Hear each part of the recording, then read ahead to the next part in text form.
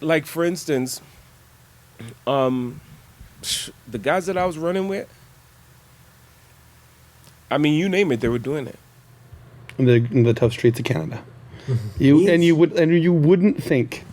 How can they, here's the question. Okay, before we get into that, here's the another burning question. Okay. How is it possible to let's say gangbang or to do the whatever business ventures that these people were into on completely ice-covered streets and like 16 feet of snow? How's that possible? Are they like skating, like skiing, like hockey skates? Hockey doesn't use skis. That would be a thing, like a ski gang who goes around causing trouble just on skis. See, you see that face? That was like I could tell you some stories. Yeah, But anyways, you were saying.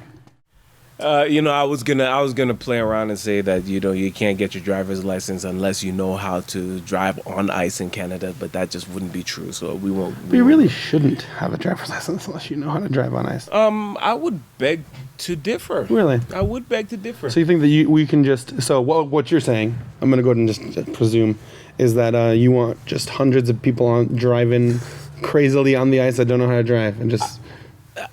Well, I thought the point was it shouldn't be necessary for you to be able to drive on ice for you to get your. I think it should be necessary. Okay, I think you shouldn't be allowed to drive, specifically in a place where there's a lot of ice without knowing how to drive. Okay, I get it. Miscommunication. I agree.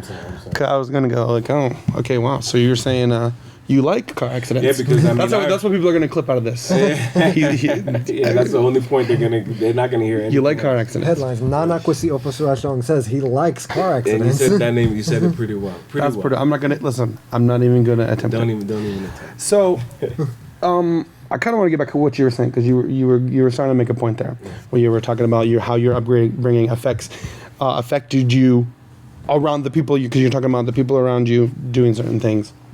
How your upbringing would have affected you in that time. Yeah, and it really did because, I mean, as I'm sitting here right now, I don't have child support to be paying, and I do attribute that to the way I was brought up. But you do support your children. I do support my children, of which I have 4 lovely children. All of them are lovely. All of them, every one of them. 4 lovely children. And you do support them, but you don't need a government to tell system to tell you that you have to because you do it willingly. In other words, to be forced to do so because of not being bound to a commitment, right?